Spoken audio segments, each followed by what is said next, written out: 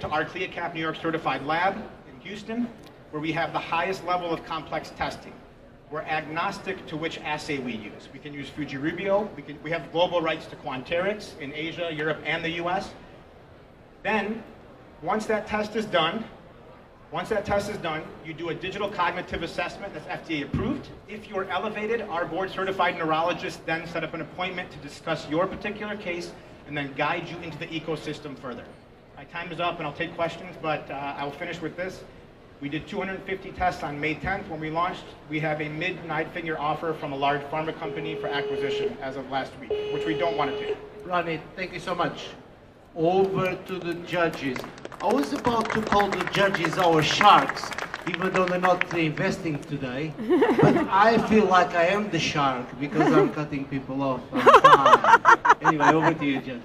That's why I'll get my question in early. Can you talk a little bit about, one of the issues with direct-to-consumer is consumers don't want to pay out of pocket, caregivers don't want to pay out of pocket.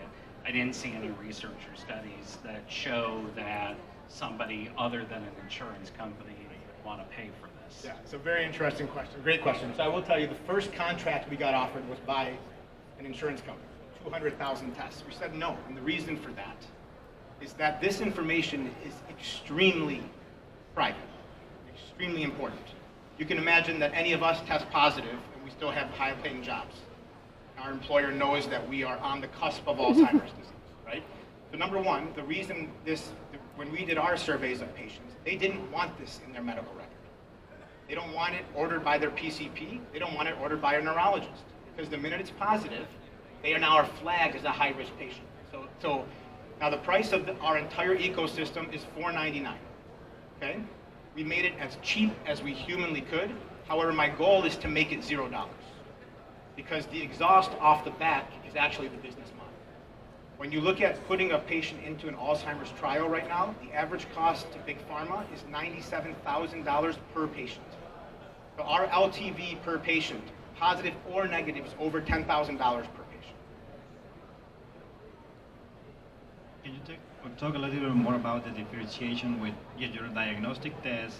You mentioned earlier that you don't want to wait until you want people until they are whispering. Yeah. It wasn't clear for me how you get the whisper. It Okay. seemed that you are the day before, didn't scream. Okay, so let's talk about how we capture the market and how we educate. It's a great question. How do you get people to do this, right?